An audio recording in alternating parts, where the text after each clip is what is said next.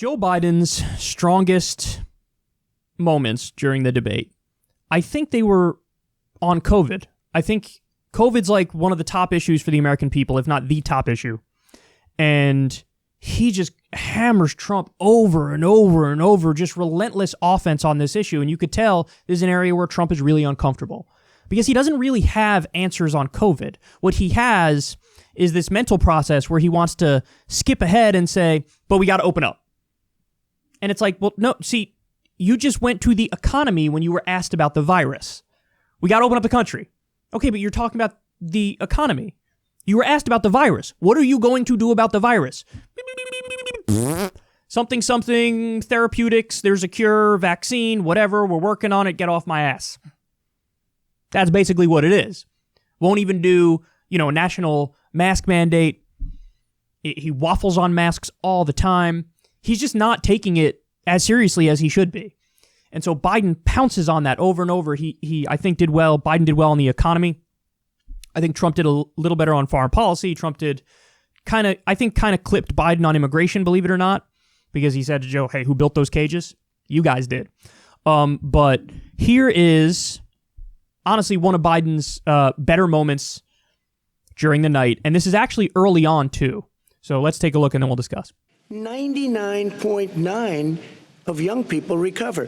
99% of people recover. We have to recover. We can't close up our nation. We have to open our school, and we can't close up our nation, or you're not going to have a nation. And of course, the CDC has said young people can get sick with COVID-19 and can pass it. Vice President Biden, I want to talk broadly about strategy, though. Can I respond to that? 30 seconds, please, and then I have a question. No, number one, he says that we're learning to live with it. People are learning to die with it. You folks home will have an empty chair at the kitchen table this morning. That man or wife going to bed tonight and reaching over to try to touch out of habit where their wife or husband was, is gone. Learning to live with it. Come on. We're dying with it because he has never said, you said it's dangerous. When's the last time? Is it really dangerous still? Are we dangerous? You tell the people it's dangerous now? What should they do about the danger? And you say, I take no responsibility. Let me talk about your two. Excuse me, I take full responsibility. It's not my fault that it came here. It's China's fault. And you know what? It's not Joe's fault that it came here either. It's China's fault. They kept it from going into the rest of China for the most part, but they didn't keep it from coming out to the world, including Europe and ourselves. Vice President Biden. The fact is that when we knew it was coming, when it hit, what happened? What did the president say? He said, don't worry, it's going to go away. Be gone by Easter. Don't worry. The warm weather. Don't worry. Maybe inject bleach. He said he was kidding when he said that, but a lot of people thought it was serious. A whole range of things the president has said. Even today, he thinks we are in control. We're about to lose 200,000 more people. President Trump. Look, perhaps just to finish this, I was kidding on that, but just to finish this. I love that part. When he says, just to finish this is him saying, I'm really uncomfortable. I'm not doing well on this topic. Let's wrap it up, skis. That's what's going on there. For sure. Look, Joe. Just to finish this, by the way, I was kidding about the injecting the bleach thing. You were kidding about the injecting the bleach comment. You were kidding. Is that the place to try your new stand-up routine? In a daily press briefing about a deadly pandemic? What? I mean, come on, dude. Who are you kidding? Yeah, it was the injecting of the bleach, and I was saying you get the sunlight inside the body. Cut to, people spreading apart their ass cheeks and trying to get sun right in their asshole. Is this going to kill the COVID? I think it's going to kill the COVID. Spread it a little more. Come on, dog. It's ridiculous. Okay, so, look, Biden, the thing that's actually impressing me about Biden is that he's remembering a lot of these little things to jab Trump on, whether it's the inject bleach thing or whether it's it's going to go away by Easter, the heat is going to come in, it's going to go away by Easter. I remember when Trump was saying that.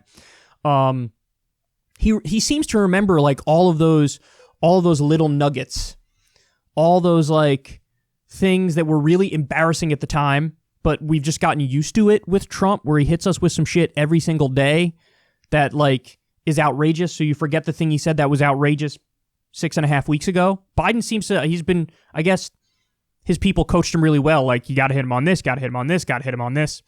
And listen, it is working. Now, the best part's there. Biden's line of, he says we're learning to live with it.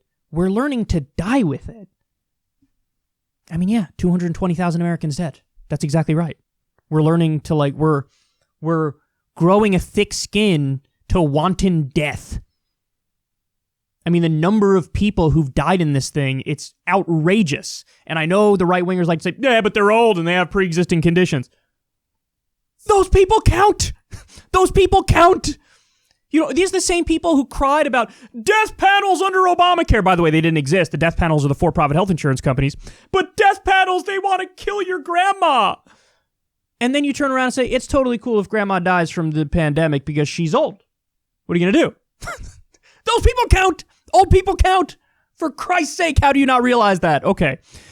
So that line was great. Learning to live with it. They're learning to die with it. And this is something Biden has in a similar fashion to what Trump has. Trump is a very punchy talker. He just hits you over and over with the point. There's not that much meandering.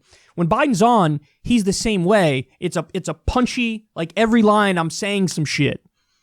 And it's a hit. Everyone is a hit. And so, you know, Trump when he's on is like that, but Biden when he's on is like that. And like I said, Biden was on the good stuff last night, and he was firing on all cylinders. And then the most hilarious part people are pointing out is when Trump says, listen, I take full responsibility. It's not my fault. It's China's fault. What? I take full responsibility. It's not my fault. I take full responsibility. It's not my fault. You contradicted yourself. There wasn't even 3 seconds between the contradiction. It was instant. It was an instant contradiction. I can't with this guy. It's so funny. He doesn't think logic exists for him. Like, he thinks he could just override logic with bravado. Listen. I take full responsibility. It's not my fault. Blame China. Jesus Christ. The buck stops with you when you're president, okay? Yes, it started in China. But yeah, pandemics sometimes start other places. So what are you going to do about that? How are you going to address this? And the fact of the matter is, when you look at the United States of America versus other developed countries, our metrics are terrible. We did not handle this virus well. We did not handle it well at all. We could have handled it a lot. Look at New Zealand. Look at how New Zealand handled it. I mean, there's so many examples of countries that were more successful. And by the way, what's the old saying? Success has 1,000 fathers. There were a bunch of ways you could have handled this virus to get it under control, and they did none of the ways. They did none of them. I always point to the Japan model. They only did limited economic shutdowns. They didn't do a total economic shutdown. And early on, they only had 1,000 COVID deaths when we were already probably over 80,000, 100,000. So, I mean, it's incredible, man. It's incredible. Now, the final point on this is Trump keeps walking into this trap. He keeps messing up. The very first thing he said, you didn't see it in this clip, but the very first thing he said on COVID, because that was the first question was on COVID. The very first thing he said was, you know, we were supposed to lose over 2 million people. It was you know, the experts were saying we're probably supposed to lose over 2 million people. So in other words, his point is, hey, we handled it really well because we were supposed to lose 2 million. Don't worry, we only lost 220,000 so far. This is one of those issues where Trump's instinct is to always counter-market. Counter-market. Everything is a PR problem to him. But the problem is with certain issues, your marketing cannot override the objective reality. So the way a leader would deal with this is a sober analysis and say, okay, this is unacceptable. We can't have this many people dying. Here are our rational steps to how we beat this. And don't worry, we're going to get through this together as a nation. We're going to come together, we're going to unify, and we're going to beat this thing. This is what a leader does in a time of crisis. Trump doesn't have that in him because everything is a marketing problem. So his instinct is, oh, you're bringing up that 220,000 Americans are dead and that's terrible? Well, I'm going to say it could have been 2 million. So actually, maybe I did a wonderful job. Many people are saying we did an incredible job with the 220,000 dead. 220,000 dead. It's the best ever 220,000 dead you've ever seen in your life. This is what we're talking about, folks. Many people are saying this. And it's like, no, no, that's not going to work. That's not going to work. That's not going to work. Because no matter how hard you try, you cannot get that idea to land with people, except for his 35% base that's always there. Everybody else, a lot of Republicans, independents, and every Democrat is going to be like, don't say that shit. Don't say that shit. Could have been 2 million, so maybe I deserve credit for the only 220,000 dead. Would they grant this kind of leeway to a Democratic president? Of course they wouldn't. They would say it's the biggest failure in American history. So anyway, Biden draxed them sklounced on this part. And, I think this was early on too. I think this is one of the reasons why the poll showed that he clipped Trump.